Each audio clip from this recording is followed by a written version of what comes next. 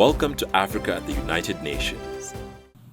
In Ethiopia, groups that consider equality as subjugation are making their best effort to create and prolong anarchy. At the hands of these lords of instability, we went through unimaginably inhuman attacks against citizens, instigation of violence, and destruction of property that culminated in an attack against the Ethiopian army. On the night of November 4 last year, in a scheme orchestrated by a criminal group, the Ethiopian National Defense Force was attacked from within. The unsuspecting men and women in uniform were slain. The government of Ethiopia took the necessary measures to avert the grave danger imposed on us. Mr. President, while the government was addressing humanitarian needs, the disruptors applied their cruel design to aggravate human suffering. We were also caught by surprise and, to be honest, unprepared for the twisted propaganda campaign. Little did we know the power of privatized politics and foreign policy that clouds the truth from policy decisions. The criminal enterprise and its enablers created and advertised horrific imagery of faked incidents as if the real misery of our people is not enough. Storylines are created to match not the facts but preconceived stereotypical attitudes. The government of Ethiopia, meeting out its obligation to fulfill humanitarian needs, the declaration of humanitarian ceasefire, the commissioning of investigations, and accountability measures have not mitigated the propaganda campaigns. At this stage, we are nearly convinced humanitarian assistance is a pretext for advancing political considerations. Accused by agenda and revenue-driven media, convicted by misguided politics, we are now facing a unilateral coercive measure. Ethiopia opposed coercive measure when it was applied against others. We advise against its application on Ethiopia. Prescriptions and punitive measures never helped improve situations or relations.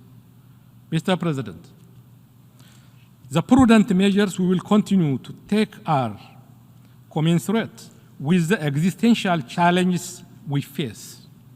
Despite the undue pressure, we shall live up to the solemn obligation to preserve sovereignty, territorial integrity, and the political independence of Ethiopia. While cooperation and concern from our friends is welcome, we underline the need to employ constructive approach, cultivate trust, and create understanding. Attempts to extend support or even opine on an internal issue of a state requires full understanding about the complexity of the problem. It shall be noted the challenge we are facing is not limited to the boundaries of Ethiopia. The entire region is facing the destructive path paved for it by this group. Supporting Ethiopia overcome this criminal group is helping sustain regional peace. Dialogue has always been our preferred course of action. Accordingly, Ethiopia is open to candid initiatives for peace. In this connection, we will work with the African Union and the High Representative for the Horn of Africa towards an Ethiopia-led national dialogue. We only hope the African Union will be given the space to apply its own wisdom. I also underscore my government's unreserved commitment for the provision of humanitarian assistance and facilitate the operation of our humanitarian partners that adhere to the principle of neutrality, independence, and humanity, and the laws of the country. Apart from this, no excuse will justify any attempt to intervene in our internal affairs. Mr. President, had it been for the plan of the internal and external destabilizers, Ethiopia would have turned into rebels where the greedy and the archaic feast and thrive.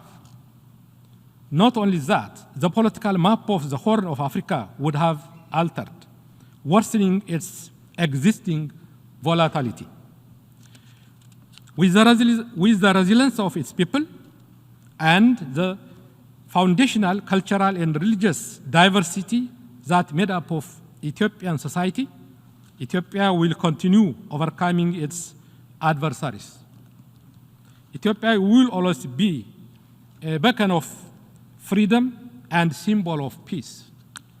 As a nation that had never posed threat to security of other states, we will maintain our support to regional and global stability. At this historic juncture, Ethiopia demands and Ethiopia deserves a similar cooperation it extended to others in the aftermath of attacks targeting their institutions. Mr. President, the political and security landscape in Africa is on a path of adversity. Forcible overthrow of governments, joint military exercise, aggression, renewed appetite for intervention in sovereign countries, subversion and mercenarism, normalized and renewed scramble for natural resource, secret military pacts, geopolitical competitions, and others are becoming pervasive. Unless we swiftly change course, this will be yet another round to destabilize Africa and disenfranchise Africans in the determination of our destiny. The Grand Ethiopian Renaissance Dam, a hydroelectric dam project we fully financed, underwent a second-year filling. Hopefully, we inspired others to develop local capability to plan, finance, and complete renewable energy projects. However, our humble attempt to light the house of millions of Ethiopians and create hope for our youth is politicized before global bodies. These people's project also received unending threats. Ironically, we are accused and threatened for drinking from our water. On the matter of the Nile and the GERD, our confidence is in the might of the truth, wisdom, and justice that has always defined our path for cooperation. The generational desire to use our natural resource will not be stopped by a colonial legacy and monopolistic cause. We hope our negotiating partners are prepared for a win-win outcome under the African-led process. I thank you, Mr. President, and assure you of Ethiopia's full support for successful completion of your presidency of hope. Thank you. አመሰግናለሁ።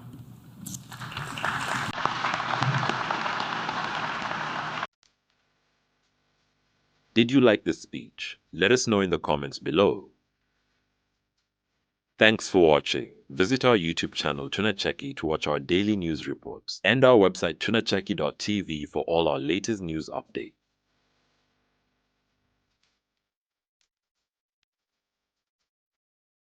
You can directly support this new series by becoming a YouTube member or becoming a Patreon. And remember, Africa is watching.